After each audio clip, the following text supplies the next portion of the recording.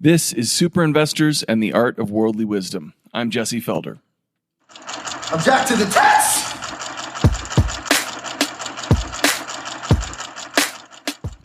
This episode is brought to you by the Felder Report. Each week I go through a ton of reading and research. In fact, it's how I spend all my mornings, first several hours of the day, going through a variety of sources. And at the end of the week, I pull together what I found to be the most valuable. It could be a link, a chart, a tweet, and I put it together in a quick Saturday morning email. Goes out totally free. So if it's something you'd be interested in getting, go to thefelderreport.com, sign up right there on the homepage, and you'll be all set. My guest for this episode is Grant Williams. You may know Grant already from RealVision. RealVision is revolutionizing financial video and interviews. And Grant's had the chance to just interview a number of brilliant people over the last couple of years. It was just really one of the major inspirations for me starting this podcast was just jealousy, straight up jealousy for what Grant gets to do. But Grant is a brilliant guy in his own right, and he's just far too humble. We get to talk about a number of fascinating experiences of his throughout this conversation. He started his career in the throes of one of the greatest speculative manias in history, the Japanese equity and real estate bubble in the late 1980s. And we discuss a number of other fascinating experiences that he's had, not the least of which was what he's learned over the last couple of years interviewing some of the most successful investors and even reclusive investors on the planet. So without further ado, please enjoy my conversation with Grant Williams. You ever wonder why fund managers can't beat the S&P 500? Because they're sheep. And sheep get slaughtered. All right, Grant Williams, welcome to the show, buddy. I'm really honored to have this chance to turn the microphone around and pick your brain. Oh, Jesse, the honor is categorically all mine. Thanks for having me. Well, you are, probably my favorite interviewer that I've seen. Just make it look easy. You did an interview recently with Felix Zulauf, which I really enjoyed, and I've actually enjoyed all of the new series that you've been doing. But in that interview, you called yourself a natural skeptic. Where does that natural skepticism come from? Do you know what? I think it's age. I really do think it's age. I think over the years, I've become a bigger skeptic just because of what I watch go on. And, I began my career in the most raging of bull markets in Japan in the mid-1980s. So, two things happened, I guess. I saw just unbridled optimism and just a reckless bull market up close, which is where I cut my teeth. But I also, very fortunately, I guess, looking back on it, witnessed the 87 crash up close. So I had that grounding, and I got a really good understanding of what happens when enthusiasm just goes wild. And I also learned very quickly and very painfully how bad things can get when gravity reasserts itself. So I think as I've watched over the last 35 years, as I've watched the bullishness get out of control on several occasions, and I think I've watched everything be done from a policy and a central bank perspective to keep that enthusiasm as unbridled as possible, and to apprehend any kind of return to normality.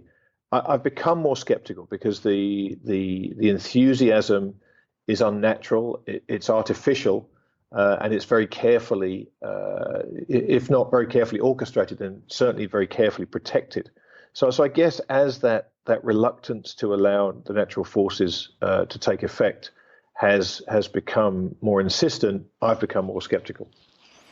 And I think, those of us who've seen, Enrons and WorldComs in real time, you remember, and things you see, today in real time remind you of those events. But I think it also reminds me of, I think Stan Druckenmiller said that the early part of his career is really, really successful because he just so happened to be beginning his career in a raging bull market and had no skepticism to rein him in. So that's interesting. Let's talk about where. So you were in Japan when you started your career, and what did that look like? Well, I mean, look, I was a young kid who didn't have the first idea what he was doing, frankly, and I'd always wanted to be in finance. My uncle Harry, when I was about 8 or 9 years old, was the coolest guy I knew. And so whenever people asked me what I wanted to do when I grew up, it was I want to do whatever Uncle Harry does. I had no idea what that was, but I just wanted to be the cool guy with the nice car and the cool house. And he used to do card tricks for me, and he was just a fun guy to be around. And I discovered later on that he was a foreign exchange dealer. So that was what I wanted to be. I had no idea what it was, and I very fortunately.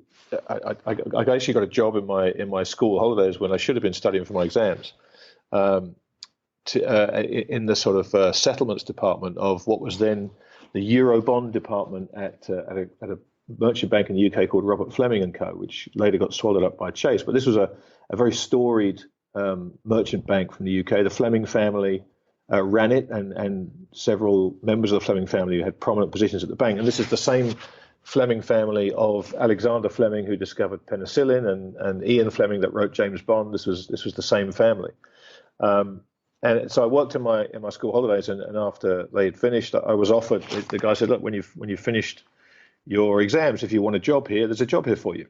And so I planned to go to university and read history, which is just a great love of mine. And I remember speaking to my father and saying, what should I do? I've been offered this job. And I've also going to go to university and read history. What do you think I should do? And my dad said, well, when you come out of university, what is it you want to do? And I said, well, kind of the job on the other side of the wall to this job I've been offered. And he said, well, you could spend 4 years at university and then come out and try and get that job on the other side of the wall, or you can take it now and take your chances. And back in the 80s, you could do that. You could come out of high school and get a job without a college degree. And it was funny in years to come when I'd move around the world, and each time I moved, you had to fill in a whole bunch of forms to get work permits and stuff in foreign countries. And there's a test that you can do if you don't have a college degree. They assume, I think it's 3 years of real world experience in the job you are looking to get is equivalent to a 1 year of a degree course. So 12 years in the real world is the equivalent to a college degree. And I would argue so perhaps they've got those numbers skewed based on what happened to me in the first 12 years of my career in terms of the Japanese bull market and bust, and the NASDAQ bull market and bust. But that's kind of how it happened. And I fell into the Japanese. Funny, the Japanese government bond market was the first market I was offered to trade, and back then it actually traded. There were real yields on Japanese government bonds, and I was fortunate enough to sit with a guy called George who'd been around a long time, had seen it all. When I look back now, I recognise the skeptic in George too. So perhaps I'm gradually becoming him over the year. But he was a great mentor to me and taught me an awful lot about not only markets, but also about shutting up and listening to people. And he said to me, surround yourself with smart people, as many of them as you can, and then just sit in the corner and listen. And so that's what I tried to do. But that Japanese bull market was crazy. I mean, the market just went up every single day, day after day after day. And I think being young and having no real experience, it was very easy to just hold your nose and buy stuff because you had no frame of reference. And if you find yourself trading at the time I was trading at that point Japanese equity warrants, when you find yourself in a market that goes up every day, you don't question it. You just ride the trend. And so it became actually one of the easiest jobs I've had was to trade that bull market. And I think the interesting thing, we went through the 87 crash, which was shocking to see 20% of the market disappear in a day, but we came back very quickly. And the Japanese bubble was interesting in many ways, particularly to me, because it didn't really burst. It stopped going up. and it started going down, and it went down for a number of years. So I think for a lot of people, it was very difficult to change their behavior. And I think from the end of 89 through sort of 92, 93, it took a lot of people that long to realize that things had really, really changed in Japan, and the trend was now lower. But it did then trend for, the best part of 20 years in the other direction. So it was a market that gave you everything you needed in terms of an education. And I guess it's up to you then to pick out the lessons that you want to keep with you and hopefully learn from them. Well, and it's interesting to me that, the Nikkei still hasn't recovered that 1990 high. One of the, I had an interesting conversation with Diego Perea recently. He was talking about his definition of a bubble he gets from George Soros, which is it always, you have to have prices go nuts, but you also have some fundamental belief that it's just wrong. That's driving, prices. And I think, to me, one of the beliefs behind the current bull market in the U.S. equity market is that, stocks have never seen a 20-year period in the U.S. where they've been down over a 20-year period. And that's, first of all, it's not true.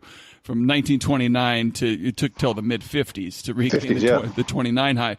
But I think, I guess what I would ask you is, that Japanese equity bull market, how does it compare to our .com mania or even to today's U.S. stock market in your mind?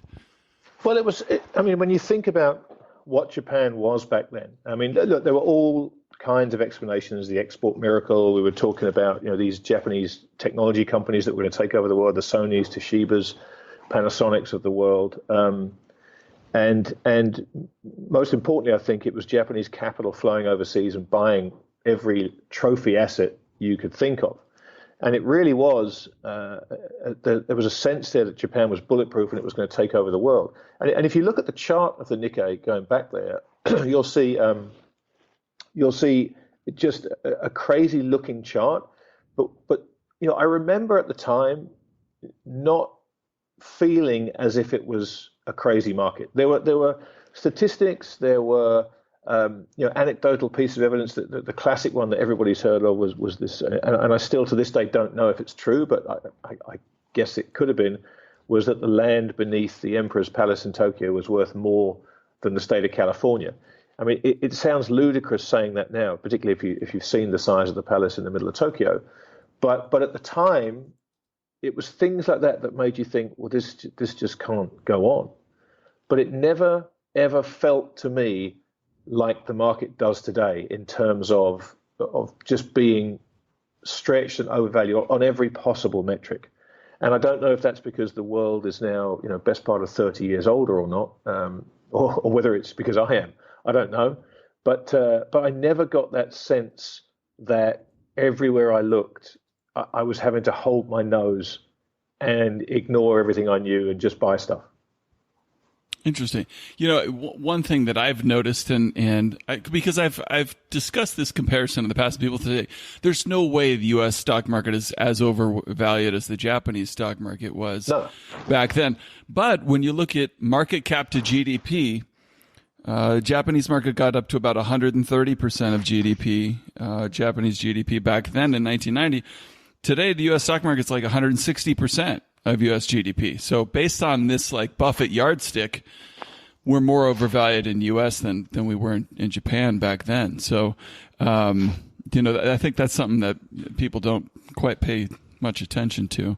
Well, the beauty is, Jesse, there are so many ways to measure these things, and I think there's a metric for everybody depending on your opinion. You can find something to justify your stance in just about any market. People will look at the corporate profit expectations and say, well, this market's got further to go. And other people will look at your metric there, the Buffett indicator, and say, well, this market's gone way too far.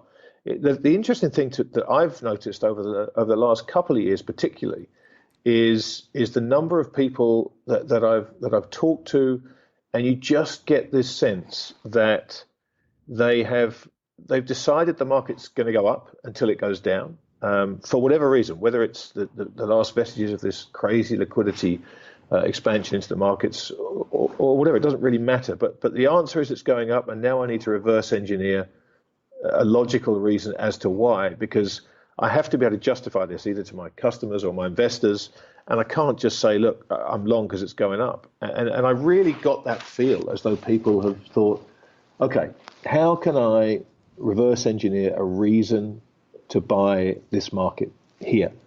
And I totally understand it. I totally understand why people are doing it, because if you're going to buy a market that you instinctively think is heavily overvalued, you have to come up with something that you can get comfortable with, that gives you the justification of doing so. And for the people that have managed to do that, it's worked out very well for them. I mean, the last couple of years, not so much, but we haven't seen a major fall.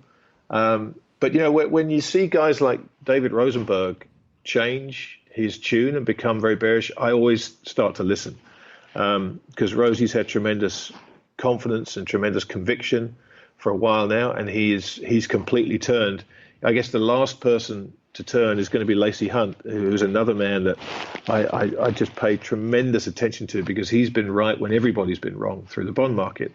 And so I think the best you can do is look for people whose views you respect and whose process you have admiration for, and listen to them very carefully when they talk, particularly if they start to waver on a conviction call.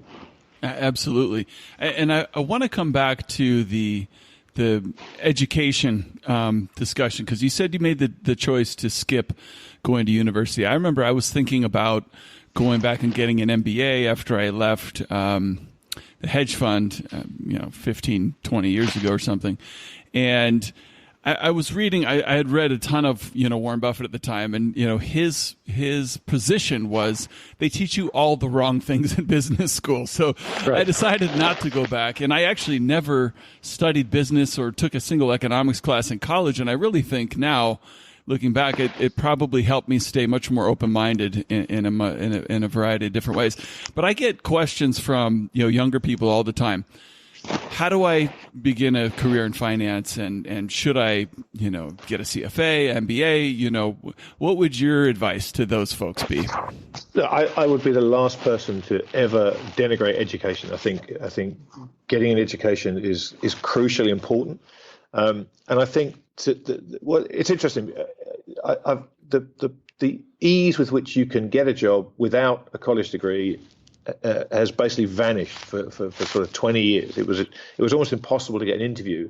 I remember being at a large investment bank in New York, and the summer intern list would come across the desk, and I'd be the last guy to get them, just based on where I was sitting on the desk, and I'd watch my colleagues kind of weed people out based on the school they'd been to. There's this cookie cutter approach to, okay, if you have a certain degree from a certain school, you're our kind of people, which I think is detrimental, particularly one year when there was one standout candidate who'd gone through the intern program.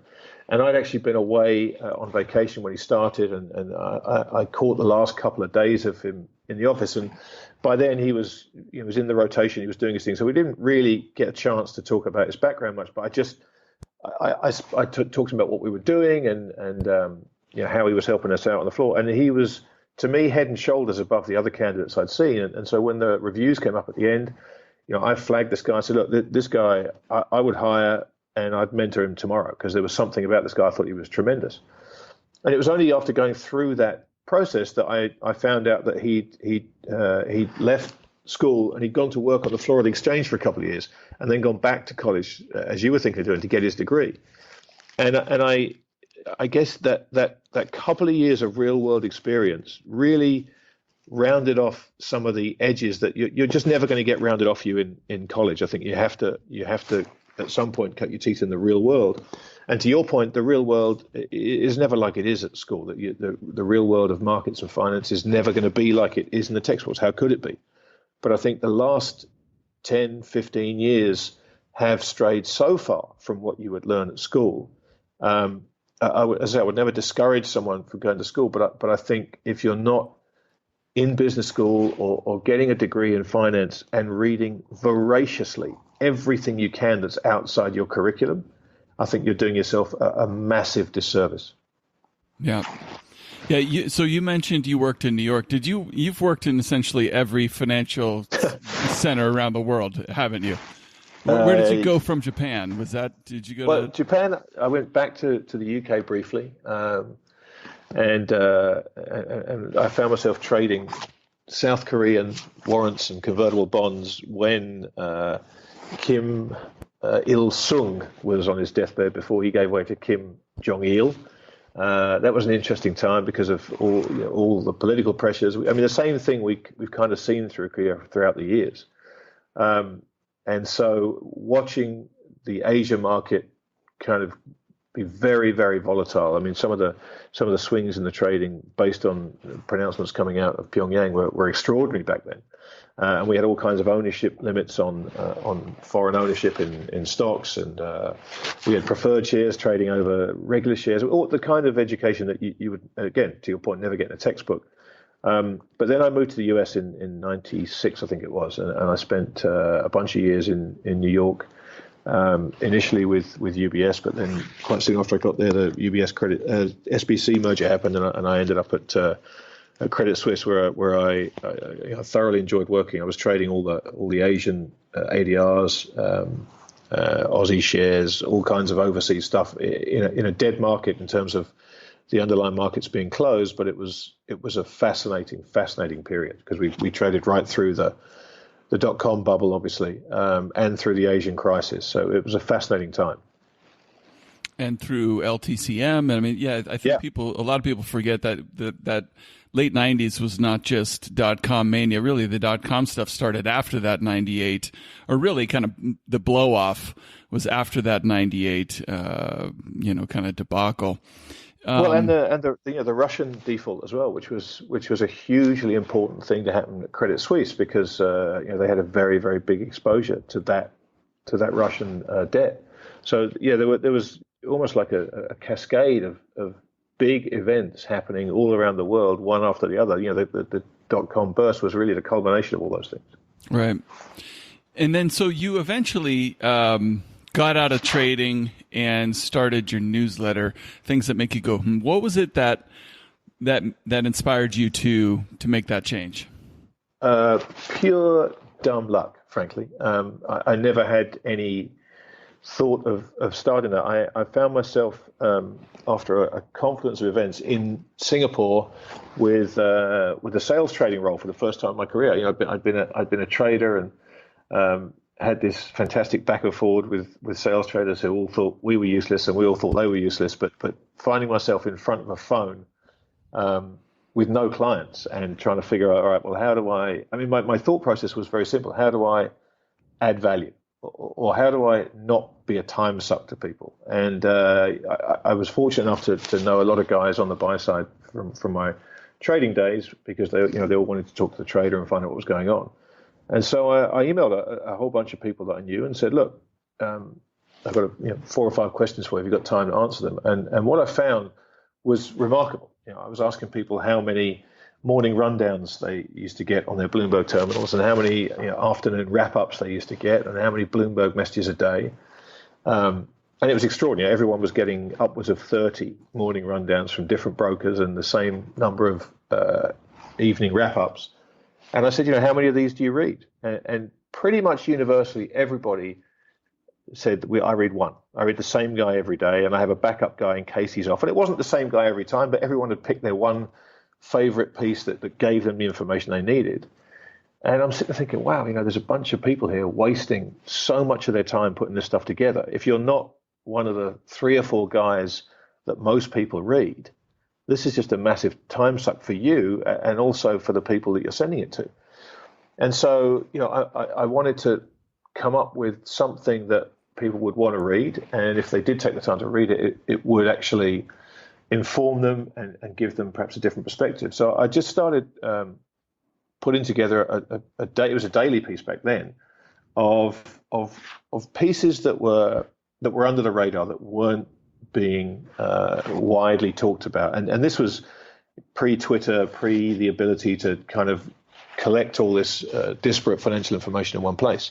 So I'd get up early and I'd look in all kinds of weird and wonderful corners of the internet for early blogs and stuff that I thought was interesting and would either affect markets maybe not that day, but would certainly lead to having an effect on markets. And I'd put a piece together and I'd write my own commentary on why I thought this stuff was important. And I kind of sent it out to friends, and then they asked me to put friends on the list and other friends, and I eventually left the role I was in, and I just sent out an email to the guys that I'd been sending this stuff to, and said, look, it's my last day, and keep in touch. Here's my home email address, and God bless you all and stuff. And by the time I got home, I had 50 or 60 people saying, if you write this piece at your next shop, can you please put me on the list? So that's kind of how it got born. It was just an attempt to differentiate myself and take a look at things that perhaps weren't immediately on the radars of the vast majority of people. And it just accidentally caught traction, Jesse, to be honest with you. And people, I guess they liked having that slightly off the wall perspective, and they liked the way I phrased that stuff, and it just kind of took off from there. It was a pure accident. I wish I could claim it was some genius strategy on my part, but I'd be lying to you, and I'd never do that to you, Jesse. Well, do you still see it as your purpose for writing the newsletter, finding those underappreciated trends and bringing that to the attention of your readers? You think that's your real purpose with it? Yeah, look, I think it's such a hectic bombardment of information these days. And it's easy to get caught up in stuff, and when you read, it always makes me laugh when you read the market will fall 300 points, and there'll be an article out on Bloomberg or Reuters 5 minutes after the close saying the market fell because traders did this. I'm like, no, that's not why the market fell. There's not one reason for the market falling. Sometimes it'll go up or down 300-400 points out of thin blue sky. You have no idea why it's happening. So, I'd rather take my time and talk about things that certainly aren't front and center. And if they are, try and talk about them in a slightly different way, and try and bring in a bunch of elements that might influence the key issue that people might not be talking about or thinking about. And it's an attempt, however successful or not on my part, to make people think about different ways that certain trends or certain events could be affecting both markets, and whether it's individual stocks or different countries. It's just an attempt to say, hey, look, have you thought about this? Because sometimes it's not the thing you see in front of you, but it's the issue hiding right behind it. That unless you kind of crane your neck to one side, you're never going to see it. Well, and you covered a ton of different topics in the letter. Where did you said, back when you started doing this process, it was kind of like just scouring the internet. Where do you get most of your inspiration from these days? Someone else asked me this recently, and I searched desperately for an answer for them, because the answer's just too ridiculous. If I told you where some of these ideas come to me from, you'd just think I was a complete lunatic. But it would just be, I'll walk down the street and see a sign on the side of a cab that will get me thinking about something, or else I'll overhear a smidgen of a conversation from two people when I'm waiting in line at Starbucks, and it just sends my mind off down these tangents, thinking, well, this is interesting. I wonder why they're thinking like that. I wonder why they're talking about that, and it's amazing where I end up from those random stray events. It might be I'll walk down the street and see 4 Starbucks on different corners of one intersection. What does that mean? What's that telling us? Is that telling us something about the real estate market? Is it telling us something about Starbucks? Is it telling us something about coffee shops or the consumption trends? I don't know. It could be all of those things. But it's amazing if you look around, traveling through airports, traveling to different countries. You see things that if you're paying attention and you've got time to think about them, will take you off in all kinds of directions. And I just find the way everything interacts with everything else. I truly find it fascinating. And I can honestly say I've been writing things that make go home for I think 9 years now, and there's not been a single week in those 9 years where I haven't had to sit down and think, okay, which of these things am I going to write about this week? And pick one, rather than sit down and think, geez, what the hell am I going to write about this week? The world to me, has never been more fascinating, particularly the finance world. And And I think that fascination is going to have a very bad ending. But in the meantime, there is never a shortage of subjects to kind of to take a look at and try and come at from a slightly different direction. That's so interesting. I think, paying attention to what's going on around you. I'll just tell you, here in Bend, Oregon, during the real estate bubble, there were times we were the number one or two most overvalued real estate market in the country back in 2005-06. And literally you'd go to, parties. It's all anybody could talk about. Oh, I pulled out equity out of this house and I levered it into two more. And it was such a good sign that, and it reminded me so much of the .com mania. I was back in December. I was playing hockey. I just showed up, it was like a Friday afternoon at 1:00. I went to go play pickup hockey. And in the locker room afterwards, one guy just starts, there was only like 8 of us in the locker room. And one guy starts talking about Bitcoin, and 3 or 4 other guys out of the 8 of us chime in and say, oh yeah, I just bought some. And I'm like, right. Just paying attention is like, wait a second, 50% of these guys in this locker room right now own Bitcoin. You got to be kidding me. And so, you're absolutely right. Just paying attention to what's going on. I completely agree. And it's funny because you talk about that Bend, Oregon real estate. That's such a perfect example, because to anybody else that read a survey that put Bend at number 1, they'd skip right past that and they'd look for Seattle at number 3, or they'd look for New York at number 4, or whatever it may be, because they have no understanding of what Bend, Oregon is.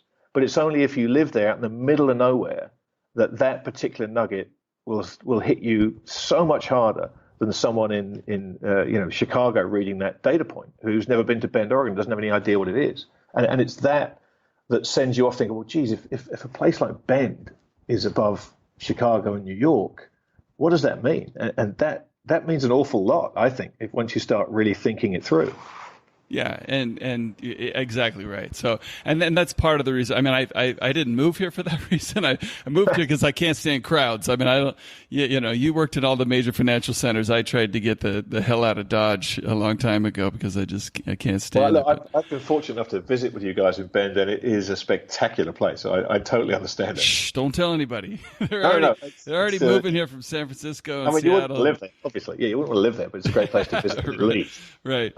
Well, let's change it up a little bit. So, in the last couple years, maybe more than 2 years, you've been involved with starting up RealVision, and to me, it represents a revolution in financial media. It's been really exciting for me to see, because I have not paid much attention to major financial media outlets for a long, long time. But you guys have done something totally different, and more recently it's on fire. You guys lowered the price to $180 or something.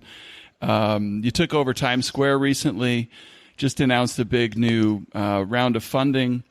You guys are doing awesome with this thing. How did you first get involved with Raul and the RealVision idea?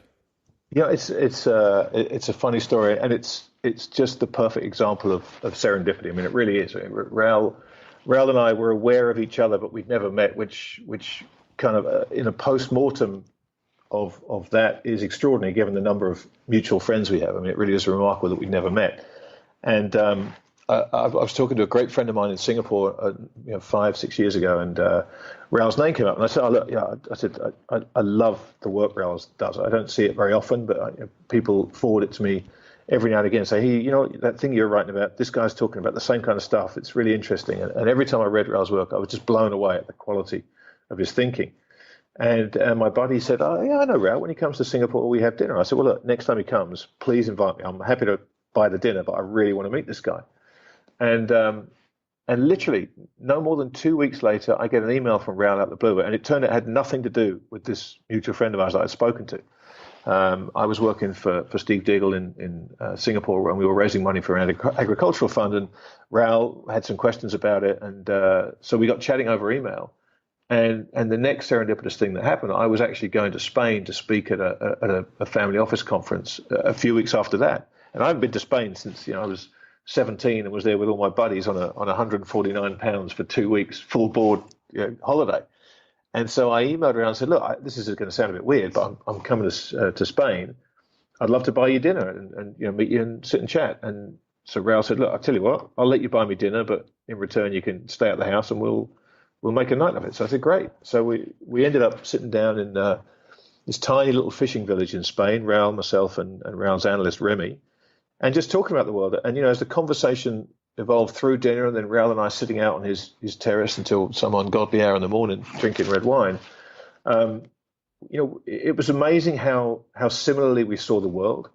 And it was amazing how similar our views were on financial media. We come at it from slightly different angles, but we both kind of had this idea about reinventing financial media. But, it's one of those things that it's such a big concept that I guess it's not until you really meet someone who can maybe help you do it that you really think seriously about it. And so it was one of those ideas that you have at 3 o'clock in the morning that doesn't go away. Most of them do go away the next day. And so we got together again in Hong Kong a few weeks later and spent the weekend in a friend of mine's office in Hong Kong with a whiteboard, and really spent the entire weekend thrashing this thing out. And when we finished, all three of us, Remy, Raoul, and I, stepped back and kind of said, you know what?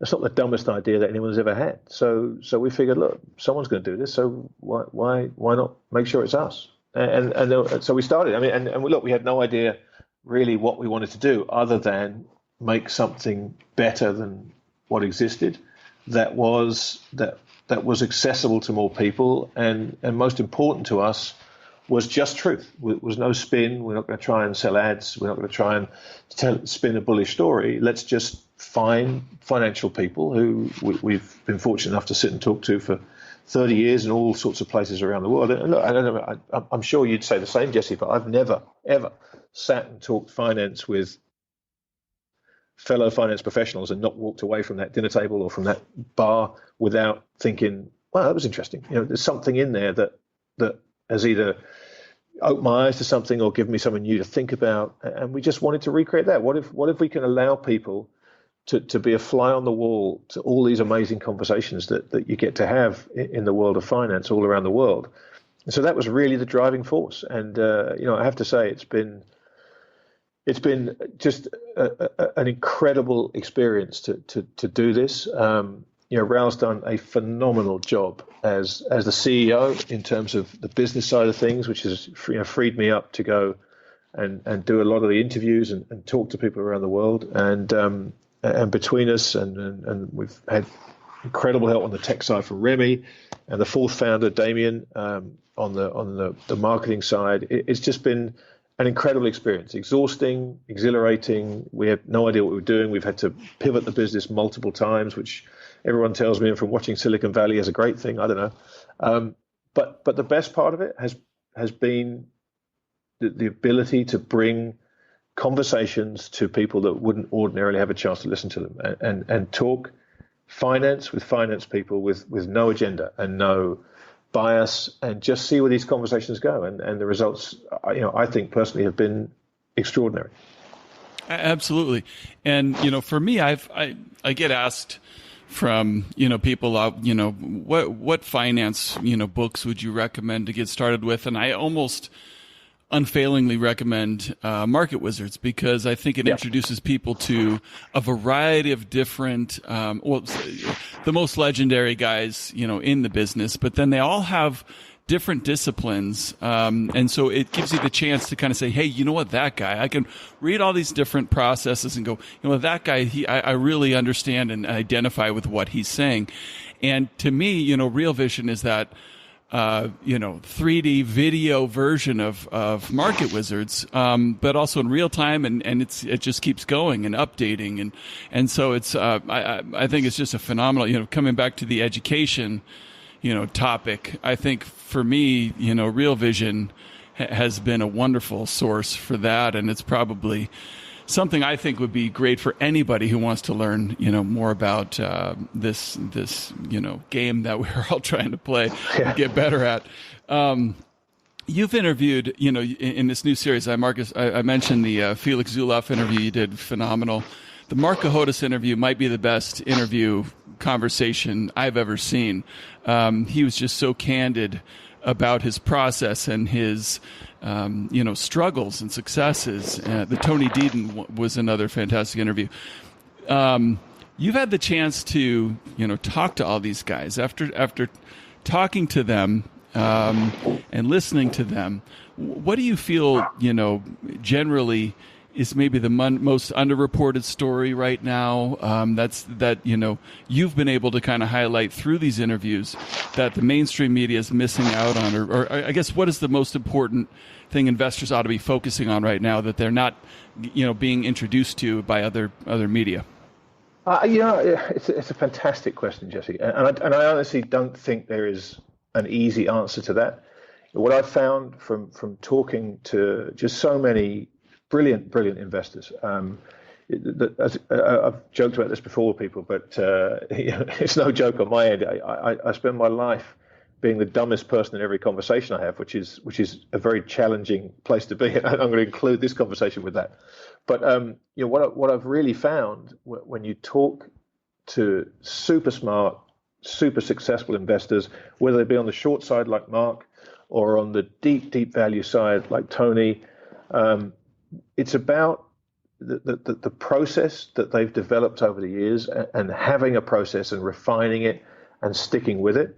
I don't necessarily think there's a specific story that's being underreported.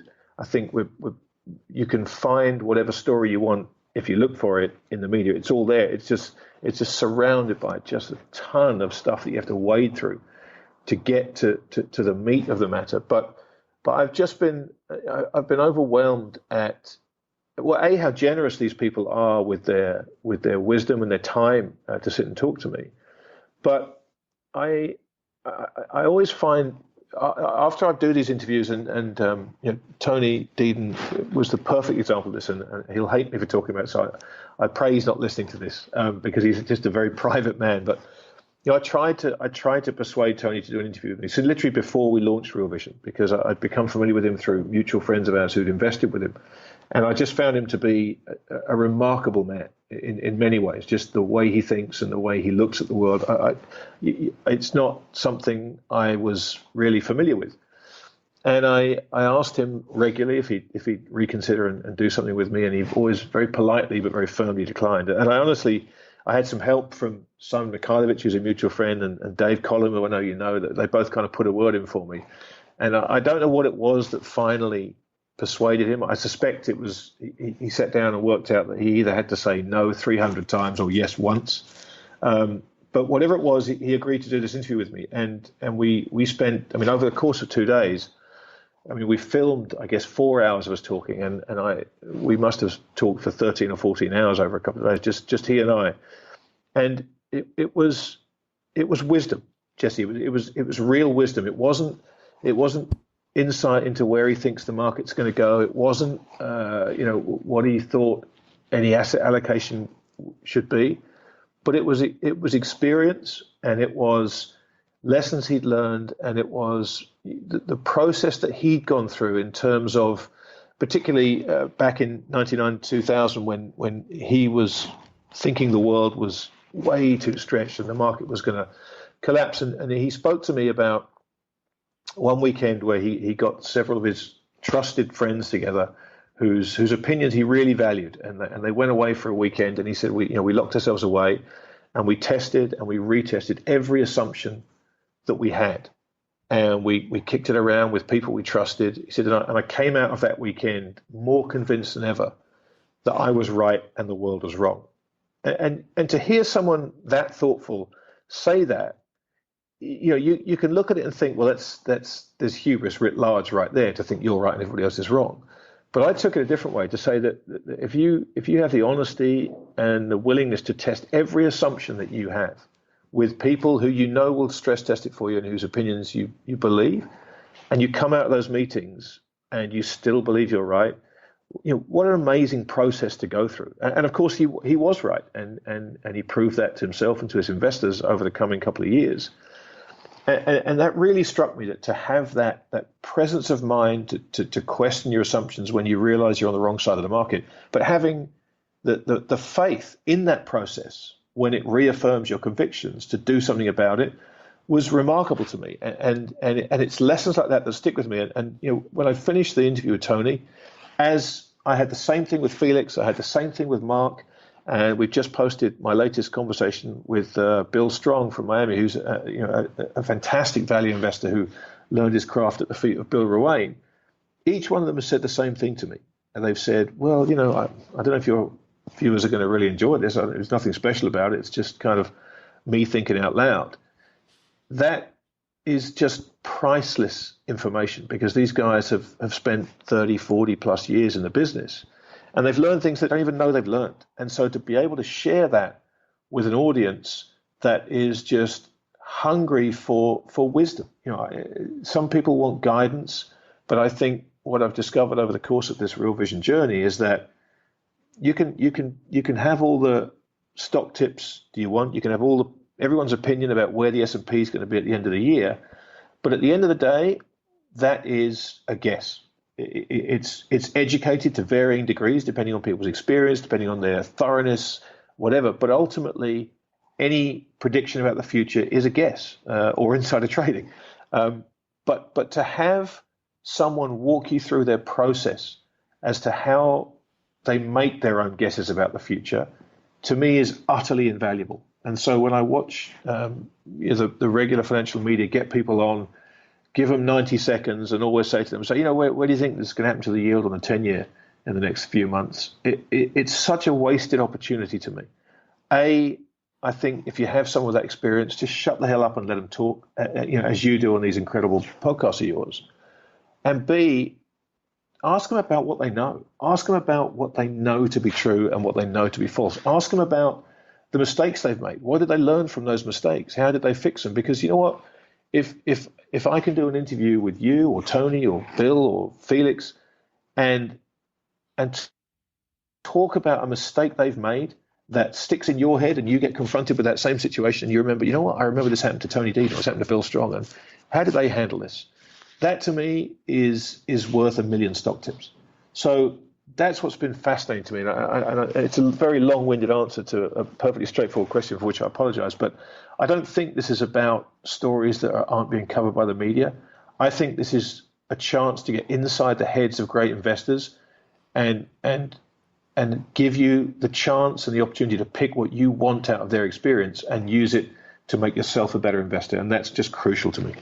That's such a great point. And that really is what differentiates what you do from the mainstream media. I really enjoyed listening to Felix talk about trying to buy silver and buy it too early, and just how much pain he went through that trade, but also what he learned from it. I mean, those things, you're right, that stuff's so valuable. And it's amazing to me that these guys who have such storied careers and success have not had the chance to discuss this stuff really before. I actually touched base with Roger McNamee again recently, and he told me that before I interviewed him, he never had the chance to ever tell anyone the story of his career, which is amazing to me. Crazy, right? Here's a guy, probably the most successful technology investor of the past 30 years, and he's never had that opportunity before. So, it was really, you and RealVision that inspired me to start this podcast. So I'm kind of. That's a tremendous compliment. I thank you for that, because what you do is fantastic. I love listening to these podcasts, but it's this idea of, hey, you know what? If I let somebody talk, they're gonna come up with something interesting, because I know the life they've led, I know the experiences they've had, the places they've been, the stuff they've done. How can you fail to get something that's interesting and educational out of those kind of experiences? I mean, to me, it's impossible. Yeah. Well, I want to know what you specifically have gotten out of these conversations. How have these recent conversations with these guys affected your own investment process? Oh, look, I mean, there's so many ways. I mean, when you talk to Mark Cohodes, who's become a dear friend, and I just have so much admiration for that man. It's extraordinary. But Mark says that being a short seller is a mental defect, and I've come to realize that he's actually right. I think he's absolutely right, and God love him, because he's remarkable. Talking to Bill Strong recently about how he looks for companies and the metrics that he uses to identify companies that he thinks will perform well over the long term. Again, that's something that I've filed away for future reference. Talking to to Tony Deaton was, I mean, honestly, it sounds grandiose, but it was a life-changing experience to me. And I'd had the good fortune to talk to Tony previously, and at the end of that interview, that we ended up running as two parts because it was just too good, and it would have been detrimental to our viewers to cut it out and not give them the chance to watch it just to fit the time format, which is a luxury that we have. I walked away from that 2.5 hour aired interview just cursing myself that I didn't have a microphone on me in the car journey on the way to, we had a 3-hour car journey on the way down to where we did the interview, and the stuff that Tony talked about in those 3 hours was life-changing to me, and it's almost impossible to explain why that is, because I'm sure if I had a microphone with me and I'd played that 3-hour conversation to 10 different people, each of them would have taken something different from it. That's the beauty of it. We haven't talked about Hugh Hendry. I mean, I went and sat with Hugh down in St. Bart's to talk with Hugh about the arc of Eclectica against the backdrop of the arc of the hedge fund industry. And Hugh had not long closed down his fund. And to have someone who I've looked up to for years, I mean, I have so much respect for Hugh, to have him open his heart about the pain of closing a fund down and the joy of reaching the peaks that he did, but to have someone open their heart and their soul to talk about the emotions that go along with it is something that, if you listen to an interview like that carefully, there's so much that you can take and file away in terms of how to deal with these twin imposters of triumph and disaster. It's impossible to come up with a list of things that you learn, because I honestly think, Jesse, that you don't really know what you've learned sometimes until months or maybe even years later. I don't know. You find yourself in a situation and it just sends you, your mind sends you back to some little thing you heard from some guy you'd never heard of. And that's happened to me all the time. I mean, I could bore you for hours about some of the interviews I've done with people that no one's ever heard of, who genuinely changed the way I look at myself, the way I look at investing, the way I look at life in many cases. Again, it sounds very grandiose, but that's not me. I'm not prone to hyperbole. I try and maintain a very level head at all times, but these conversations have been life-changing for me. Well, and that was really what was, striking to me is, both Mark and Hugh were so open.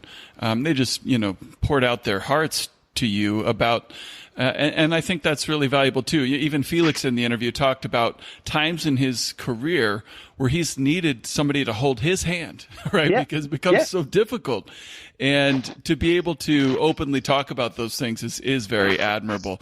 Tony Deaton specifically, listening to him, I thought, very Warren Buffett-esque in terms of his, level as a thinker and in terms of finance and the markets, with the major exception of he shuns the media attention, and Warren is very overly concerned with courting the media and his legacy, and so I thought that was also very special about Tony. He was much more candid about that stuff.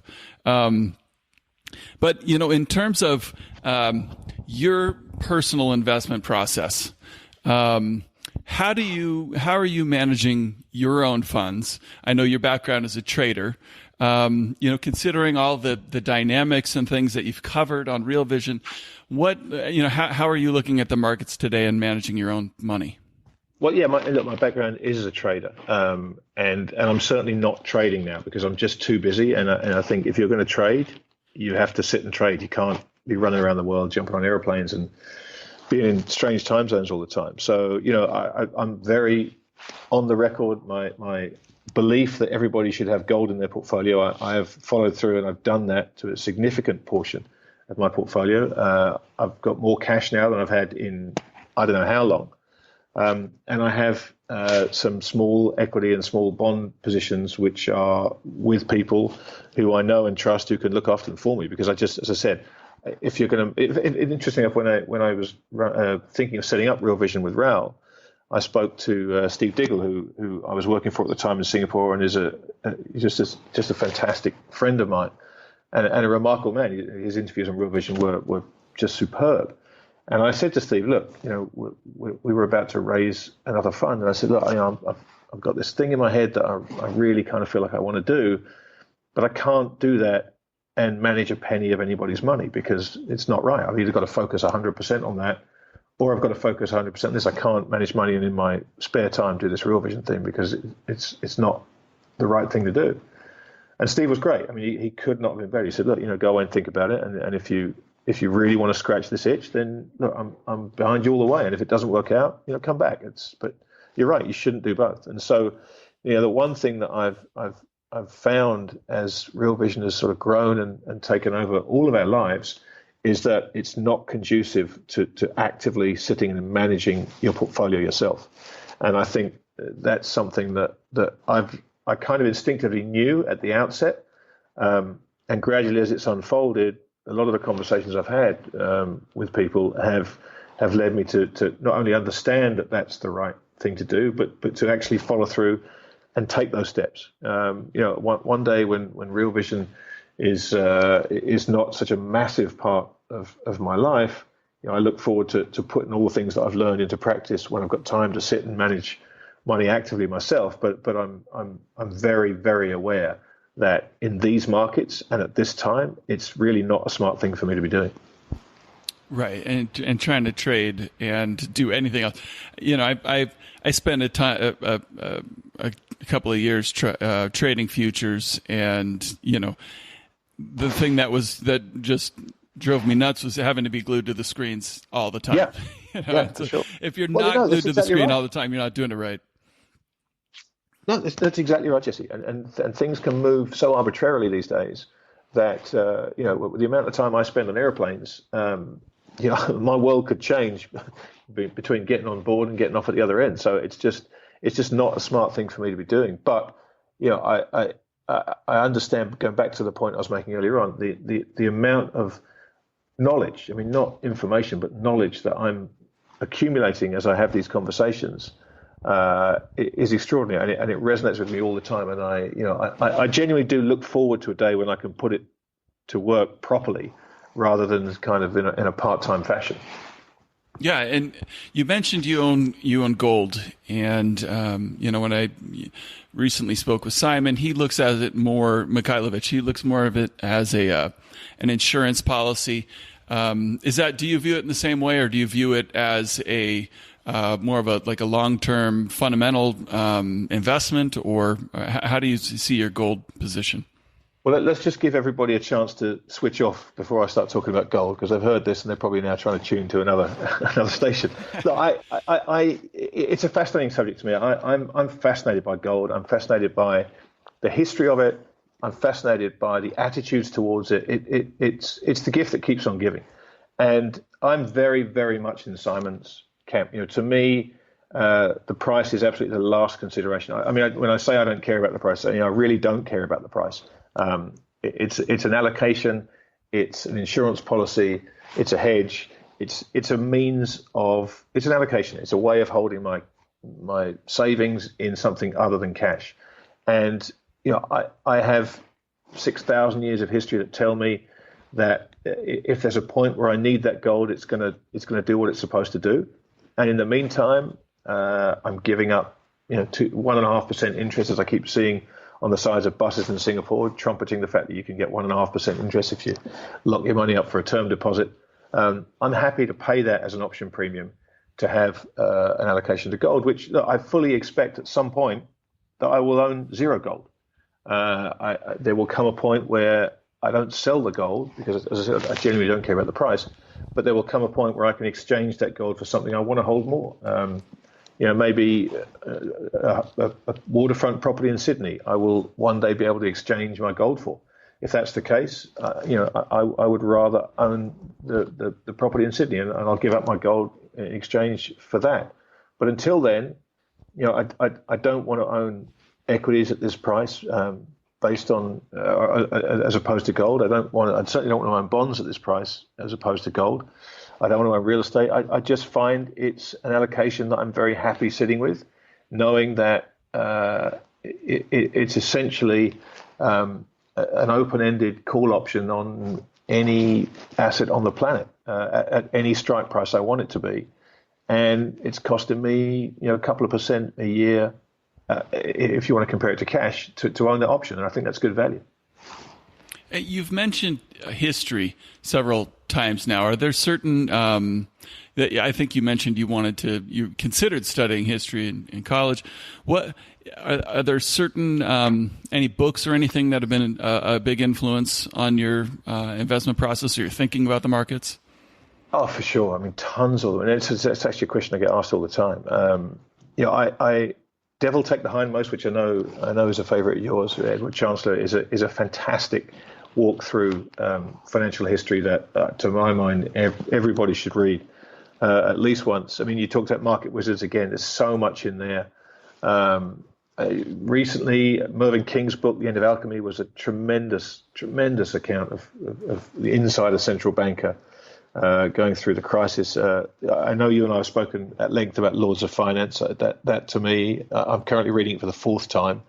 It's a fantastic book. Bill Strong gave me a book called The Money Game by Adam Smith, which is a nom de plume.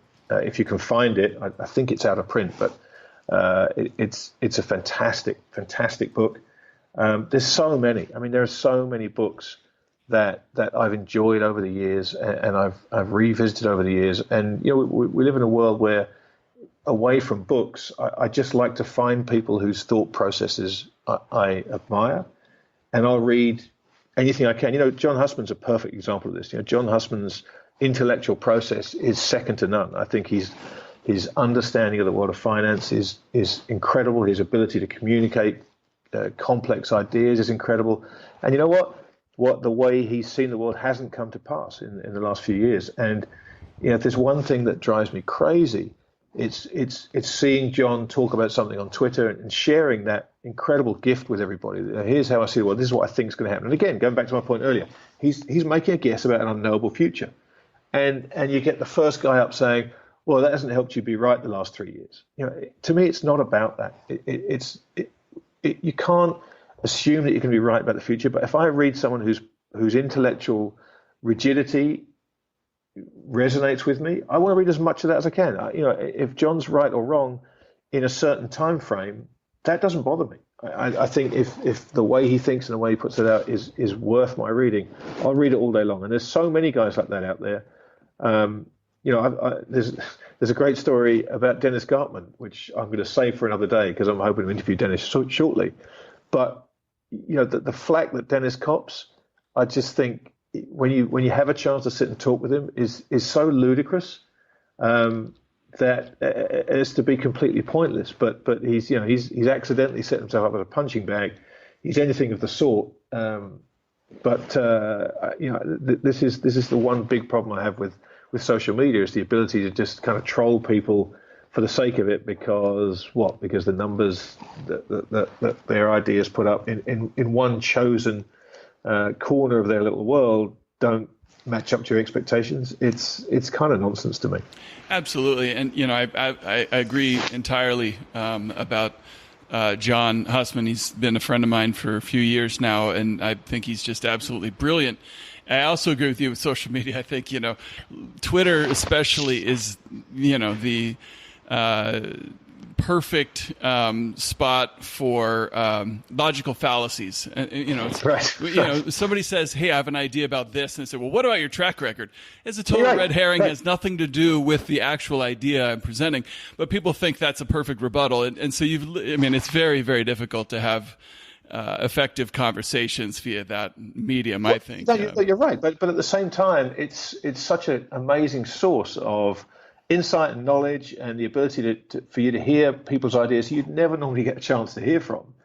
But when it devolves into that, my clients are up 15% a year compounded forever. It's like, that really genuinely doesn't matter. Yeah, nothing. Yeah. But I think that great philosopher Peter Parker's uncle said, with great power comes great responsibility. And Twitter is a great power. But unfortunately, the amount of responsibility out there is perhaps not what it should be.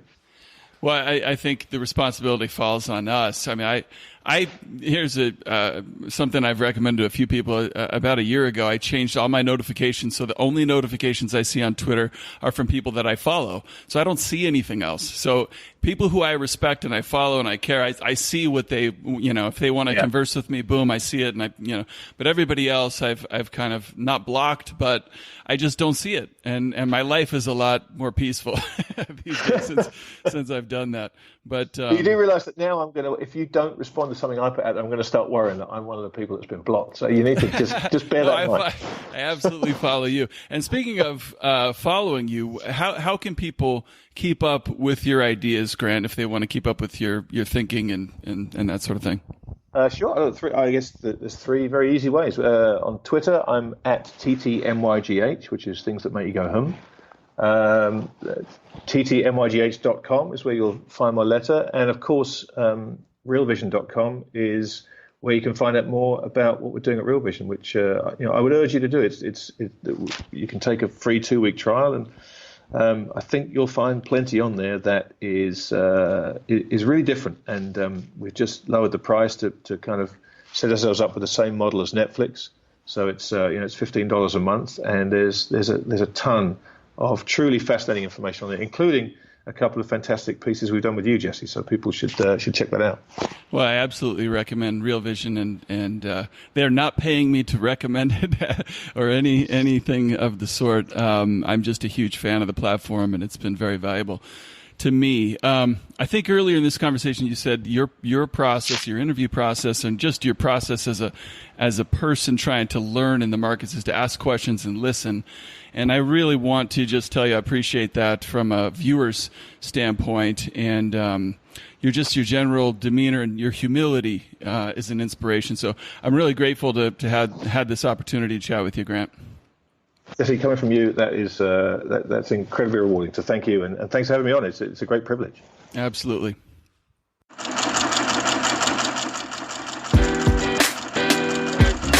Looking good, Billy Ray! Feeling good, Louis! And that does it for another episode of Super Investors and the Art of Worldly Wisdom. As always, you can find notes and links related to this show at thefelderreport.com. And until next time, buy low, sell high.